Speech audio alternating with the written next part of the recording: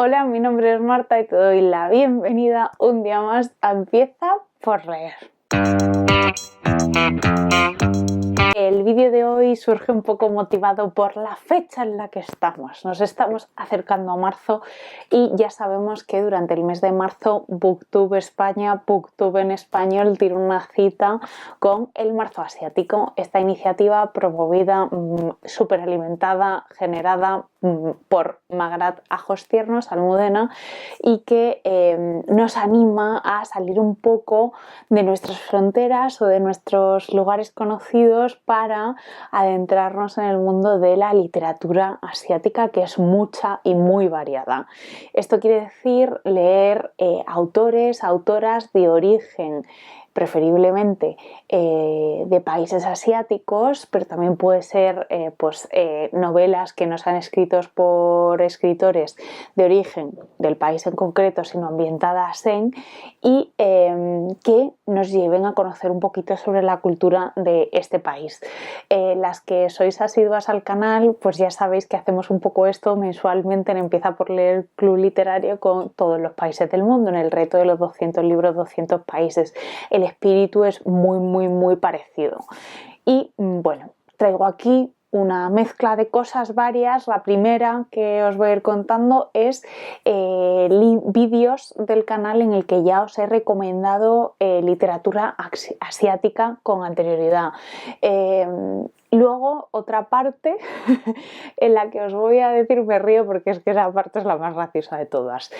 Os voy a contar un poquito los libros que yo tengo en mi punto de mira para este año. Y luego una última parte en la que os voy a dar alguna recomendación extra que no he hecho ya en vídeos de literatura asiática anteriores. Un poco así, esta es la estructura, estos 3 puntos fundamentalmente, que me he hecho yo aquí una especie de guión y estoy como orgullosa. Vale, entonces, vídeos que hay en el canal con temática literatura asiática, ya sean recomendaciones o ya sean vídeos del 200 libros, 200 países en los que aparecen habitualmente los 2 libros entre los que votamos y luego pues todos los libros que yo he ido considerando para ese país y de ahí sacar estas 2 propuestas que os hago habitualmente, pero normalmente pues me debato entre varios libros y hace que el proceso sea pues un poco tedioso a veces. Entonces, el vídeo que tenéis disponible del 2022 tiene 8 posibles libros que quería leer y 8 recomendaciones bastante potentes, la verdad, todo hay que decirlo, y estos suman pues 9 países distintos. Luego en el 2021 yo me lié la manta a la cabeza y os hablé de 19 libros, mezclando tanto libros que había leído como libros que quería leer, y eso hacía pues un total de 10 países. Quiero que os quedéis un poco con la idea de que el marzo asiático no es leer únicamente literatura china, japonesa y coreana, ¿vale? Que hay más opciones, aunque a veces la accesibilidad para leerlas en español no es la más deseada, pero bueno, que hay más opciones. Y os cuento los países que hemos visitado hasta ahora. Turquía, ya sabéis, esta ambivalencia de Turquía entre Europa y Asia, Corea del Norte, Vietnam, Camboya, Líbano y Tailandia, que será la que leeremos durante este mes de marzo, pero el vídeo está llegando. Me falta un poquitín de edición, pero está llegando. Esta semana votamos. No os preocupéis. En cualquier caso, empezaremos la segunda semana de marzo, así que habrá tiempo como para hacernos con el libro y estas cositas que siempre intento que ocurra de esa manera. Todos estos vídeos, por supuesto, os los dejo señalados, guardaditos en la cajita de información, además de las diferentes IEs que habrán ido saliendo, pero os los dejo ahí recopilados por si tenéis ganas de bichear un poco, de enteraros de bastantes posibles libros que podéis enmarcar dentro de esta iniciativa, que no tiene por qué limitarse únicamente a marzo, sino a leer literatura asiática en general y, ya digo, ampliar horizontes, que siempre va muy bien eso. Entonces, pasamos al siguiente punto, que son los libros que yo quiero leer durante este año, durante este marzo, no este año, este marzo. Esta parte decía al principio que era la más graciosa porque, claro, es que llevo leídos 3 libros en lo que llevamos de año. 3 libros, y estamos a finales de febrero Y claro, yo aquí he intentado poner una cosa que sea realista, pero es que teniendo en cuenta que estoy leyendo, o sea, que llevo leídos 3 libros y que estoy leyendo un libro complicadísimo, complicadísimo, o sea, probablemente uno de los libros más exigentes que yo he leído en mi vida, probablemente, vamos, con certeza casi absoluta. Entonces, pues bueno, digamos que se me está haciendo un poco bola el proceso lector. Pero bueno, no pasa nada, no pasa nada. Esto es disfrutad. Entonces, el primero, por supuesto, pues el que salga de las votaciones de Tailandia, que ya digo, están al caer, muy prontito estarán en el canal. El segundo es un libro que compré en la Feria del Libro hace ya 2 ferias y que fue El edificio de piedra de Asli Erdogan, que traduce, voy a hacer el esfuerzo de nombrar a los traductores, espero que no os resulte incómodo en el sentido de que parece que el discurso se va frenando un poco, pero hace una labor súper importante, así que voy a ir diciéndolos que para eso pues también los he ido buscando. Y entonces el libro está traducido por Rafael Carpintero y es de la editorial Armaenia.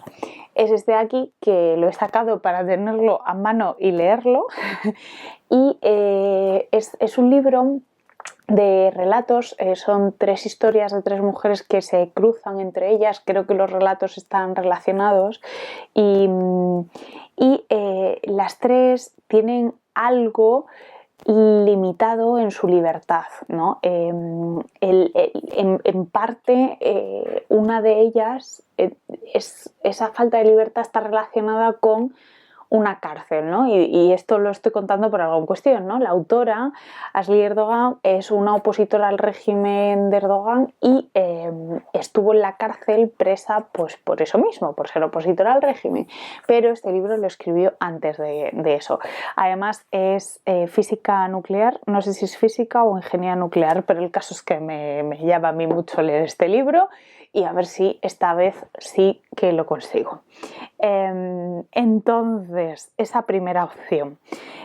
Luego, ¿recordáis del vídeo que saqué hace poco de los retos para el 2023? Pues en uno de ellos pretendía revisitar autores y autoras que me habían gustado durante otros años anteriores, ¿no? Esa cosa de seguir leyendo autores y autoras que nos han gustado, que además en los comentarios y en el chat en directo que hicimos en el vídeo, pues muchas de vosotras insististeis en que también os pasa, ¿no? Que leéis un libro de alguien, os encanta y luego pues cuesta, ¿no? Revisitar porque queremos seguir conociendo a otros autores y quizá esa cadencia al seguir buscando otras voces y demás, pues nos priva de conocer un poquito más a algunas que ya nos han gustado.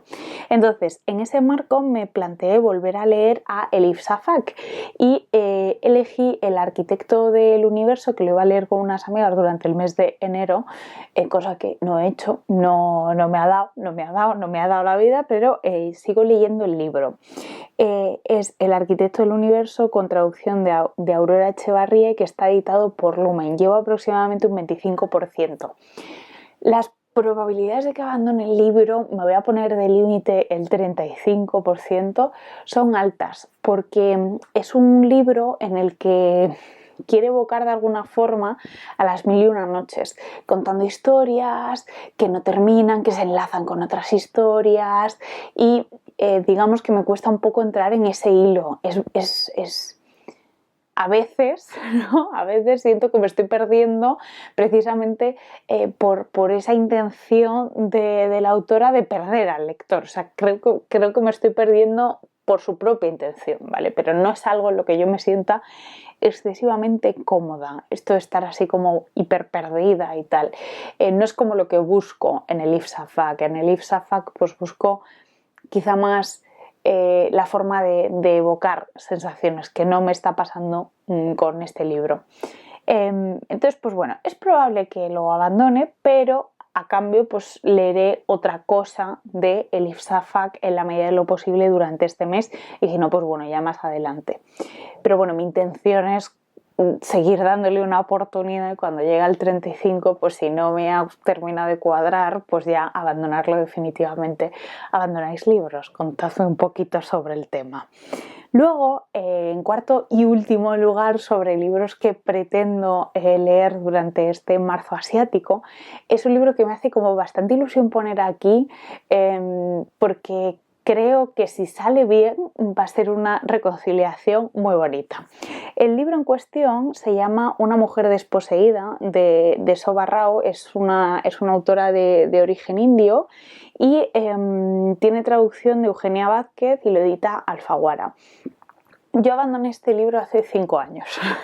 Lo empecé a leer, son varios relatos que narran historias bastante enfocadas en el mundo de la mujer o desde la perspectiva de género, de la independencia o la fractura, mejor dicho, entre India y Pakistán. Un poco desde los dos lados, un poco cómo se vive en una familia, ¿no? El que empecé a leer pues era sobre una familia, cómo se vive en la familia pues esa ruptura, porque al fin y al cabo pues pasan de ser un único país a ser dos, ¿no? Entonces pues bueno, hay como muchos conflictos que pueden ser interesantes explorarlos a través de la literatura, ¿no? Entonces yo cuando empecé a leer este libro, yo empecé a leerlo y dije, no me gusta nada cómo está contado, los temas que está evocando y demás. Entonces, creo que durante estos 5 años he desarrollado bastante sensibilidad a este tipo de temas y sobre todo he leído bastantes voces que no son ni meramente, o sea, ni únicamente españolas ni únicamente anglosajonas, en el sentido de británicas y estadounidenses. Creo que lo que a mí me chocaba de aquel libro era que estaba pues narrado de una forma diferente a lo que yo estaba acostumbrada. Entonces lo afronto como con ilusión, en ese sentido de decir, vamos a hacer una prueba, a ver si era eso o era otra cosa, o ahora quizá sea más fácil que yo detecte qué es lo que pasa exactamente, ¿no? Porque a mí lo que me ocurrió es que me parecía todo muy raro, como que yo misma estaba desubicada en lo que me estaba contando, ¿no? Entonces, pues bueno, me hace bastante ilusión esta segunda oportunidad con este libro de Una mujer desposeída.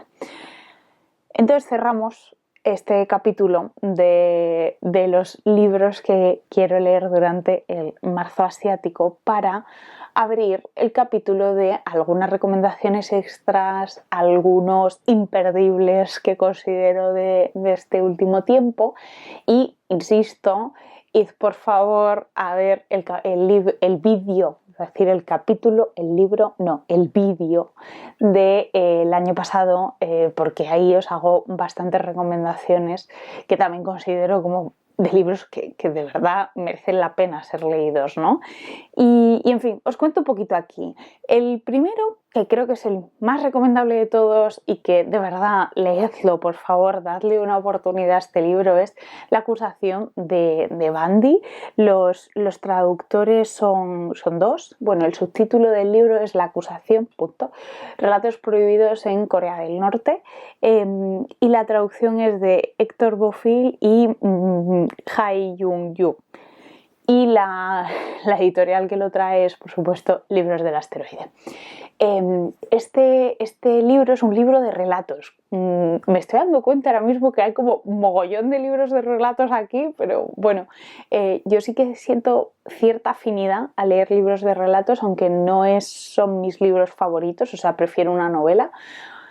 Pero bueno, no me suelen disgustar. En este caso, la acusación, los relatos tienen un hilo común y verdaderamente creo que forman un todo. Cuando tú lees este libro y lo terminas, forman un todo. Fue el libro que leímos para la lectura conjunta de Corea del Norte y fue maravilloso, maravilloso. Cuenta distintas historias de familias, sobre todo, que viven en Corea del Norte, y en cada historia cuenta algo que rompe la libertad, ¿no? que destruye la libertad de esas personas. Y que es pues opresión, violencia a veces. No se manifiesta tanto como una violencia física, alguna vez sí, pero digamos que es más esa opresión social que se establece a través del control de las masas, ¿no? O sea, a través del pensamiento.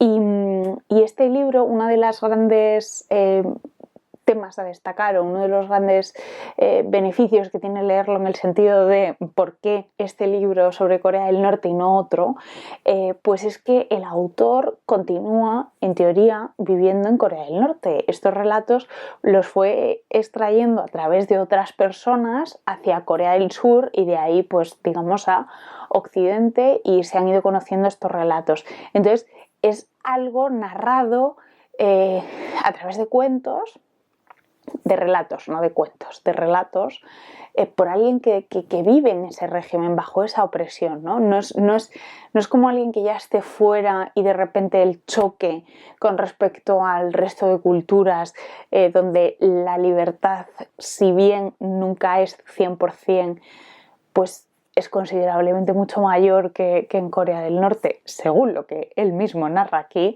O sea, no surgen los relatos de ese choque, ¿no? sino que surgen de la vivencia propia, ¿no? En fin, leed la acusación de Batni, porque no tiene desperdicio. Evidentemente, al ser relatos, pues algunos son más potentes que otros, pero todos ellos yo creo que te tocan de alguna forma la patata, o sea, dramita, o sea, dramita no, drama, entre drama y drama, estoy pensando, drama, yo diría que drama. Por supuesto, el marzo asiático se caracteriza en muchas ocasiones por leer dramas, que seguro que podéis encontrar historias felices, pero yo no conozco muchas. En general, en realidad, y por tanto por extensión en la literatura asiática. En fin, que me enrollo como las persianas. Segundo libro que os recomiendo, ya lo he nombrado, me repito muchísimo, La bastarda de Estambul, de Elif Shafak, en este caso también editado por Lumen, pero traducido por Sonia Tapia. Es una historia sobre el genocidio armenio contada a través de varias mujeres en varias generaciones, o sea, todos son mujeres las voces protagonistas de esta historia, las voces que nos cuentan la historia, y se articula todo en torno a la ciudad de Estambul, en torno a los olores, los sabores, la comida tiene un protagonismo enorme, y también pues hay mucho de las creencias de los turcos en cuanto a la magia, a la posible religión, o sea, un poco no sé, místico a veces, ¿no? Pero vamos, nacido en la tradición. También pues se muestra, como nos cuentan la historia a través de 3 generaciones, pues se muestra el distinto punto de vista de las mujeres, cómo ha ido evolucionando a lo largo de los años en Turquía. Es cierto que se sitúa en Estambul, que está ahí justo en medio entre los 2 continentes, pero bueno, yo creo que es un libro que merece la pena por cómo está escrito. En el tercer puesto de las recomendaciones he incluido aquí La dependienta, de Sayaka Murata, traducido por Marina Bornas y traído por Duomo Ediciones. Este es un libro que creo que no es para todo el mundo, pero creo que a los que nos ha gustado este libro nos ha gustado bastante. Yo es un libro de estos que lo he visto cómo ha ido ganando un hueco en mi memoria lectora y un hueco en libros que aprecio, libros que me han gustado, conforme ha pasado el tiempo. Creo que es un libro que aparentemente es muy simple, es la historia de una mujer de unos 35, 40 años, algo así, que vive en una zona rural de Japón y se traslada a la ciudad a trabajar en un konbini o algo así se llama, ¿no? Las tiendas estas de 24 horas que venden un montón de cosas, ¿no? De comida. Y digamos que la premisa es como muy sencilla, ¿no? Y la tía es como medio rara y digamos que no termina de encajar, ¿no? Y es ya eso, ¿no? Y además es un libro muy corto, de unas 100 páginas o así. Pero en realidad, tras toda esa simpleza y demás, primero, es un libro muy irónico con el que os podéis reír bastante, o sea, creo que tiene bastante humor. Segundo, es una crítica brutal a la sociedad japonesa en la que todo tiene que ser como está mandado a nivel social y todo es cuadriculadísimo, y si no eres así, si no haces lo que se espera de ti en los tiempos que se espera de ti, pues entonces eres un gran bicho raro, ¿no? O sea, entonces creo que es una novela sobre la rareza de las personas, sobre lo difícil que a veces resulta encajar y sobre todo sobre esa gran fantasma que es que son, en realidad son muchos, ¿no? Las reglas sociales y cómo juzgamos a través de ellas, ¿no? Creo que es una gran reflexión para un libro tan corto, son de estos que es pues como una esencia, ¿no? En pequeñitos libros, frascos, ¿cómo es la cosa esa? Bueno, espero que os animéis y me contéis. Ya digo que creo que así de inmediato puede parecer demasiado simple y tal, pero creo que es un libro que tiene muchas capas, muchas interpretaciones y bastante crítica. En el puesto número 4, pues por supuesto, un libro que seguramente a todas os suena, El canto de las montañas de... Mirad que cuando lo leímos en la lectura conjunta para el país de Vietnam el año pasado, incluso buscamos cómo se decía el nombre de la autora y todo, pero es que imposible. De Nguyen Pa Kemai, así mismamente, y traducido por Carmen Francí y que lo edita Alianza de Novelas. Es una novela sobre la historia de Vietnam contada a través de varias generaciones, o sea, es una saga familiar en la que la abuela y la nieta pues tienen un protagonismo, son las voces que narran, ¿no? Es un libro que, pese a que narra hechos muy duros, lo consigue contar de una forma en la que no parecen tan duros. No sé si eso me gusta o no me gusta. A veces lo agradezco, otras veces preferiría algo más crudo o quizá menos romantizado. Pero en cualquier caso creo que es una muy buena manera este libro de acercarse a la historia de Vietnam.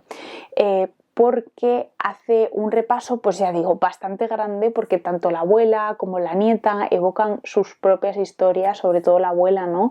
Y nos permite ver pues los distintos regímenes, la guerra de Vietnam, por supuesto, y también el choque entre Vietnam del norte y del sur. Entonces, pues todo ello narrado de una forma como bastante bonita, bastante poética a veces, y donde el significado de las palabras pues tiene bastante peso. Eso es algo que me suele gustar de las novelas, y digamos que lo recuerdo con gran afecto a este libro, ¿no? Aunque ya os digo que ese punto de a veces romantizar un poco la situación pues no me gustó tanto, pero creo que con todo el balance es como bastante positivo. Es una buena forma de acercarnos a la historia de Vietnam. La quinta recomendación, ya penúltima, es La buena tierra de Piri Sebach, y que está traducido por Isabeth Mulder, y que yo lo leí en una edición de Alianza. No sé si hay más ediciones.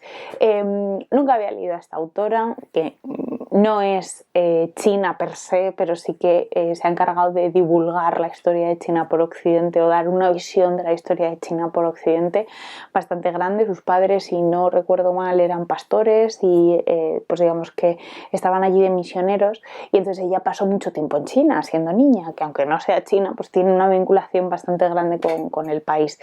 Entonces este libro, supongo que muchas de vosotras lo habéis leído, y es un libro bastante duro. Narra la historia de China a través de una familia.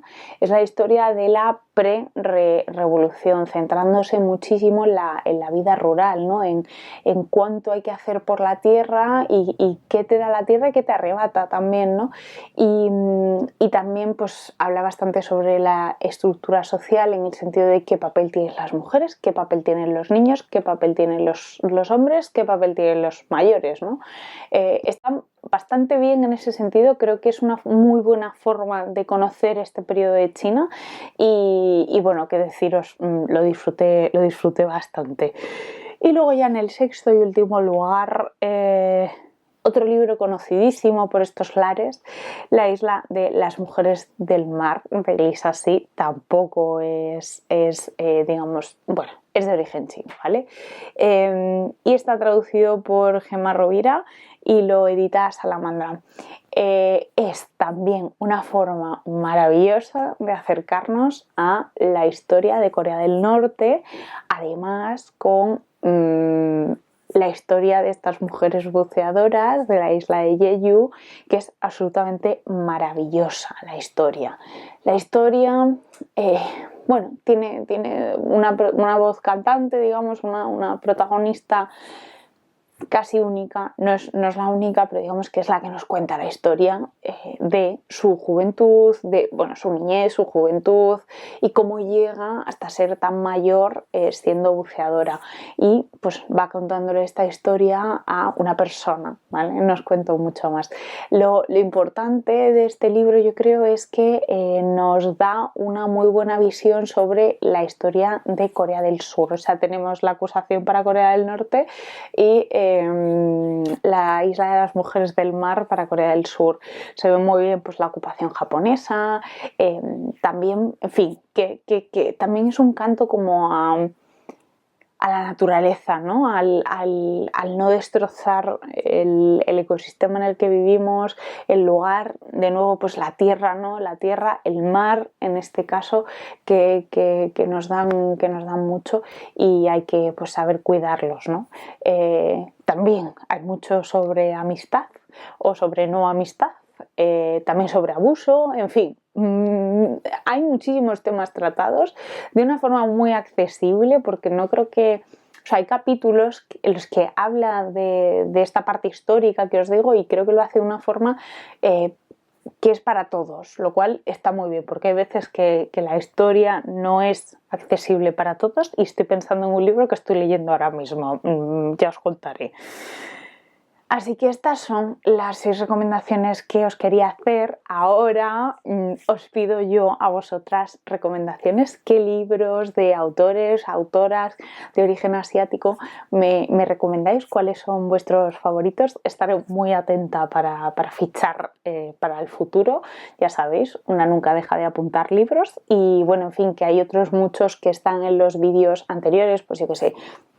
O, por ejemplo, El infierno de los gemelos rojos, No digáis que no tenemos nada, Los desposeídos, Los desorientados, la librería de Mitsuko, la librería de... como sea el título ese que nunca me sale... No sé, El mar es azul, la tierra es blanca, o al revés, porque yo me invento los títulos 1000 millones de veces. En fin, que hay otros muchos libros que os quiero recomendar y que lo hago pues a través de vídeos que ya están en el canal. Así que si os apetece, pasaros por ellos. Vamos hablando, nos vemos en el próximo vídeo y hasta entonces os deseo unas muy, muy felices lecturas.